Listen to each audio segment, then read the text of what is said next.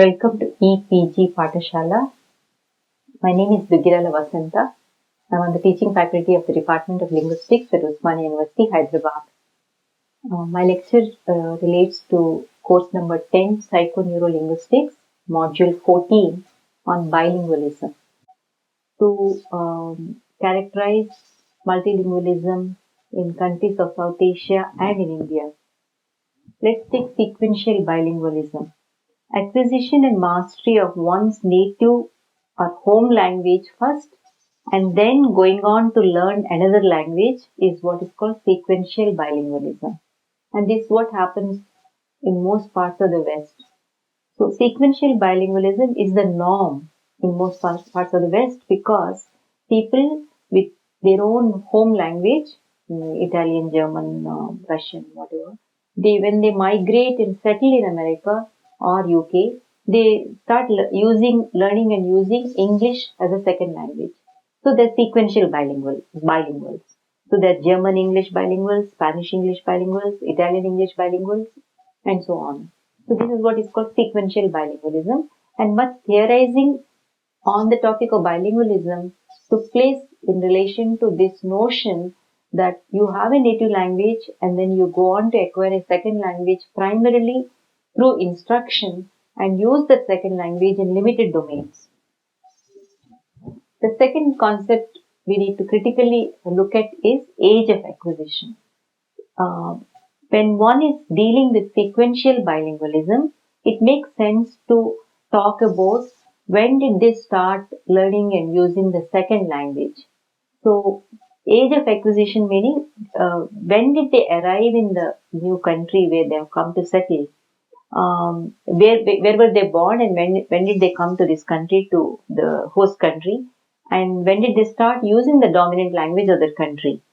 So if somebody has come when they are very small, before the age of 3 years or 5 years, they are early bilinguals. And if somebody came in their teens or in their 50s or 40s or whatever, they become late bilinguals. So the second and third generation immigrants are expected to be more fluent in their English because they have come early. Whereas their parents and grandparents are late bilinguals and their use of second language, in this case English, is not as proficient as the younger people. And so age of acquisition is measured to understand whether they are late or early bilinguals. The other concept is attrition. When you leave your own home country and go and settle in some other place, after some time of using only second language and not having had enough opportunities to use your own native language, then you tend to lose your own native language, and that's what is called attrition.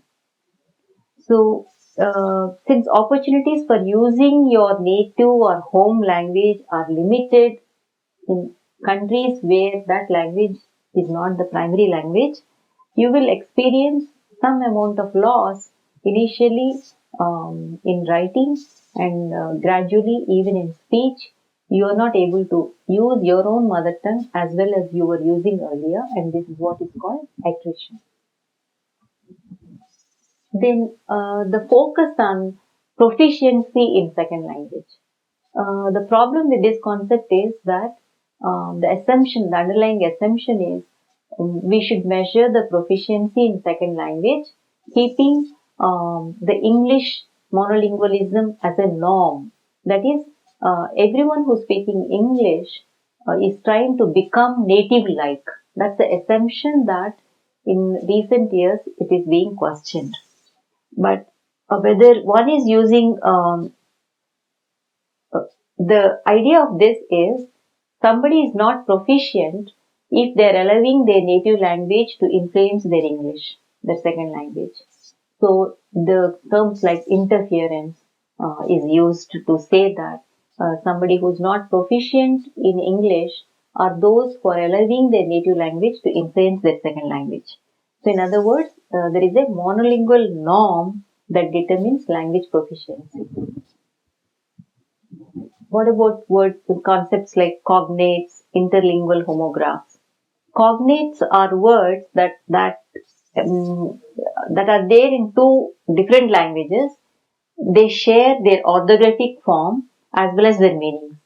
So words like hotel or land, they are there both in Dutch and English. They are written the same way and their meaning is the same. Hotel is hotel in Dutch and English. Land is land in Dutch and English. So they are called cognates. Interlingual homographs are words that share phonological and orthographic properties but not meanings.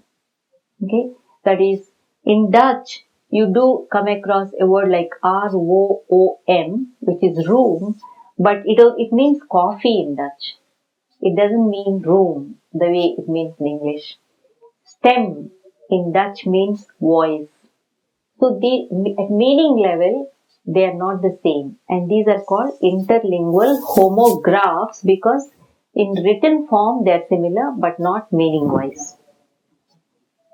You can also have interlingual homophones, that is, words belonging to two different languages which share similarity at the sound level. Alright? So, think of hum and calm, which share, you can say hum in Hindi and hum in English. They're totally different things, but sound wise they're similar. Similarly, calm, think about it, what it means in Hindi and what it means in English. It would be nice if you can make lists of homophones like this in any two languages that you know.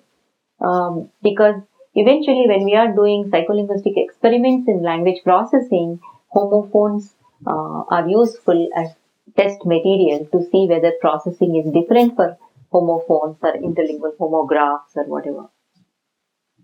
So, whatever I've described so far are concepts coming from the West to describe sequential bilingualism. I've already said that in India, in our context, in South Asia and in India in particular, we need to have different concepts. So, South Asia covering all the 7 places, India, Pakistan, Nepal, Bhutan, Bangladesh, Sri Lanka, Maldives. The nature of bilingualism and multilingualism is somewhat different from what is there in major parts, especially in America. Our bilingualism and multilingualism is characterized by extreme diversity. There is a lot of code switching, code mixing, language dominance, linguistic accommodation, and overall positive attitude towards mixing languages. And there's hardly any question of attrition. We don't really lose out one language in order to use another language. And we don't really are trying to speak like native speaker of the second or the third language that we're using. There are no cognates or there are no interlingual homographs because our writing systems are all different. So how do we characterize the multilingualism in South Asia and in India? The researchers have called it neighborhood bilingualism or grassroots bilingualism. We mix languages as we move from home domain into neighborhood or workplace or leisure and so on. Although one language might be dominant compared to the other languages, we are mixing languages all the time as we move from one domain to another domain. With hundreds of languages and thousands of dialects, the picture of bilingualism and multilingualism in our context is very, very complex. You might want to know that Hindi has more than 42 different dialects. So let's look at in greater detail about the diversity that I'm talking about in the South Asia and Indian context. In India, we have, you're aware that there are 2 national official languages, Hindi and English, and you have about 23 scheduled languages and about 230 languages in education and media, both print and electronic media, and more than 330 local vernaculars. So you see in the e-text there is a pyramid, picture of a pyramid showing this diversity. Several demographic and political factors obscure the actual multilingualism in India, because these numbers are hardly representative of the complexity of multilingualism we have. Because unless there are 10,000 speakers, a given variety is not even considered as a language by government. And this is a political factor. Hundreds of tribal languages, because of this reason, are left out of policy making process, because some of those tribal languages may not have 10,000 speakers. What about the notion of speech community? For South Asians, researchers have argued in India that speech community is based on shared space rather than shared language. People in our communities are open to negotiating diverse languages in their everyday life. We move on a continuum of monolingualism at home and bilingualism or even trilingualism as we go out of the house to go to work or in the leisure spaces. We keep switching from language to language to language. So it is in this context that to characterize bi and multilingualism in the Indian context, we can borrow a concept called language mode. It is shown in a picture form on the screen. Keep looking at the picture. The language mode here, they're saying to your left side, leftmost side, you have monolingualism. Rightmost side, you have bilingualism. And language A is the strong language, your mother tongue or base language or your native language, which is activated in your mind and therefore represented as filled boxes A. Okay. On the opposite side, you have degrees of blue. The first one, language B, is not at all active when you are in monolingual mode. And when you are in the intermediate mode, that is, the other person also knows two languages, your mind, both your own native language as A as well as language B are somewhat active, but not fully active. That's why it's less blue. And when you come to the rightmost side, you see again B language is also active along with your A language. Let me explain it a little bit more. So basically, language mode corresponds to a state of activation in the bilingual, the state of activation of the languages that the bilingual speaker knows at any given time. So this state is controlled by variables such as whom is this person speaking to or listening to, who's the interlocutor, and what is the situation, what topic are they talking about. All these factors influence whether both languages are active in your mind, two or three languages are active in your mind, or you are thinking and only your native language is active in your mind. In order to explain this activation of the various languages in the mind, this idea is proposed. So language mixing does not take place in position 1 in the figure that you have just seen. It does not take place because only one language is active in your mind. You can't mix. The other person doesn't know language B. So you will only continue to speak in language A. So there is no language mixing in position 1. In position 2, that is the intermediate position, speaker is in kind of using, of course the dominant language is his or her own mother tongue, but he is also trying to mix a little bit of language B. Because the other person also knows language B and they both are, but it is limited knowledge and therefore they are not switching to language B completely. Therefore it is not completely activated. On the other hand, in position 3 of the figure, the speaker is in a totally bilingual mode where both language A and language B are active in his or her mind. And of course, B is slightly less activated than A because A is your mother tongue. But there is a lot of free code switching and code mixing between the speakers. And that is what is bilingualism. So if you look at it, bilingualism in this way, then what we need to understand is what do bi and multilingual speakers what is their competence, what is the multi-competence that they possess. When you know only one language, you just talk about competence in that language. But when you know 2 or 3 languages, what is this multi-competence? Vivian Cook, well-known psycholinguist, has talked about this notion of multi-competence.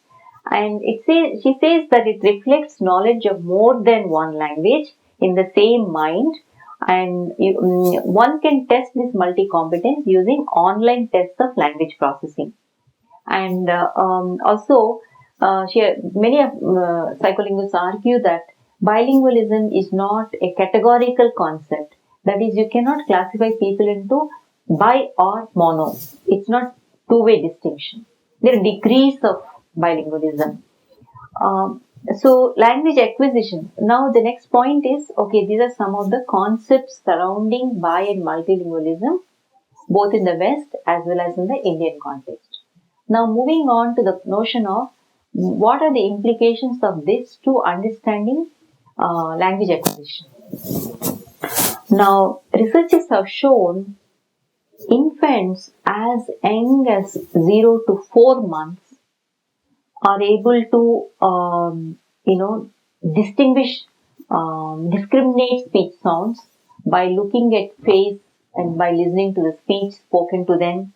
They are able to distinguish native phoneme, the contrast pa from ba, if both are meaningful in their language. They know which sound can occur after which sound. It's called phonotactics. They have some knowledge of phonotactics. They are able to associate words with certain objects, word-object association. And then they slowly also learn phonological categories, can guide them to learn more and more related words. So, bilingual language acquisition process involving, let's say, ta and da. So, the sound da, when you hear, or when a Hindi speaker hears a word like doll, right? For a bilingual Hindi-English child, the sound da elicits 2 different percepts in the mind. Because in Hindi, there is a distinction between the and da. Da as in dal, lentil, versus da, dal, that is branch. In Hindi, you have to hear those sounds differently, da and da. Whereas for English, da is da, that's it, there is only one percept. Right? For English children, when they hear doll, they hear just one percept, da, doll, that's it. They don't have dha. So then, what are some of the factors which influence bilingual language acquisition? So in addition to native phonemes, you also have how often those phonetic tokens occur in a given language. So are dha and da, do they occur with equal frequency, or is one more frequent than the other one? In addition to frequency of occurrence of phonetic categories, certain contextual clues from the environment also influence language acquisition. Further, domain general abilities, that is general cognitive abilities like attention and memory also influence language acquisition. And in addition to these factors, you also have opportunities for using the languages. Now, if a Telugu child or a Hindi child is growing up in American English environment, they are put in a daycare center and they spend most of the time with English children. They won't have as many opportunities to distinguish native phonetic categories. Their mind will tune to English sounds, English categories. So opportunities for learning and using languages also influence, one's bilingualism, how proficient or not one is. So children, when it comes to word level, there are occasions when children take roots from one language and add inflections from another language. Okay, and of course, gradually they learn that the root belongs to English and the inflection is Hindi, and they should not mix the two. Code separation happens gradually. So, what kind of language processing research has taken place on bilinguals? The first requirement in conducting research on bilingual language processing is to figure out which of the two languages is dominant in the mind of this person, the participant. This is done using language use history questionnaires. You have to make them fill up a questionnaire by asking questions about when they started learning and using their various languages, how early in their life, and whether they learned those languages naturally in a playground or through instruction in a foreign language classroom, how they learned, and with whom they speak which language and which domain. So all these details must be obtained before you conduct an experiment on bilingual language processing involving adults. How Spanish L1 and English L2 participants process idioms. Processing idiomatic expressions are really not that easy. Literal language is much easier to process than idiomatic expressions. So, there is one very recent study that conducted this year, 2014, where they used English idiomatic expressions like, you will see it on the screen, a piece of cake, get off the ground, sweep under the carpet, red tape, night owl, rip off, put down.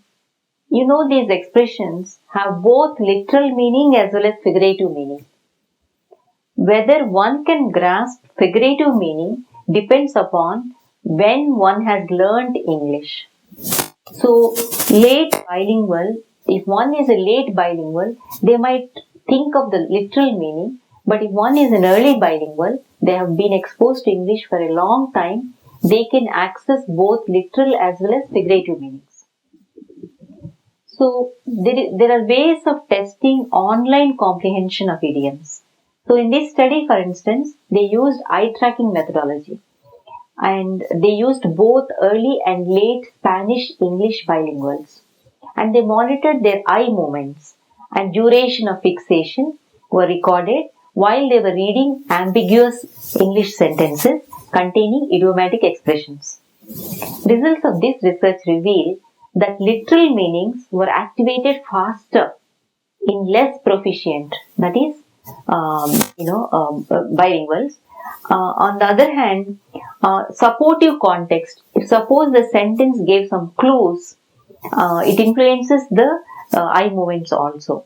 So, English dominant bilinguals did not exhibit differences in accessing literal and figurative meanings.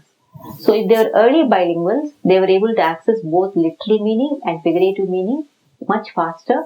There were no major differences in the parameters that were measured using eye tracking. So, in other words, how do we understand language dominance? It is important to develop language use histories in relation to our languages, to see which language a person is using in majority of the domains in their day-to-day lives. In our context, it is not always clear to say what is one's first language or dominant language or mother tongue, and which is the second language, which is the third language. It's not very easy because many of us grow up learning 2 or 3 languages simultaneously. We are exposed to 2 or 3 languages at once. It's not that we are exposed to one language at home only and speak another language only when we leave the home.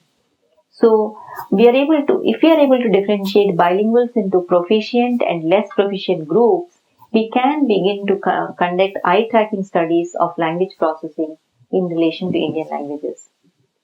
So, that is one of the major challenges that cross-linguistic research has shown, that come up with tests to differentiate bi and multilinguals into proficient and less proficient users of those languages, and shown that come up with tests to differentiate bi and multilinguals into proficient and less proficient users of those languages, and conduct online experiments to see how fast they can grasp meanings.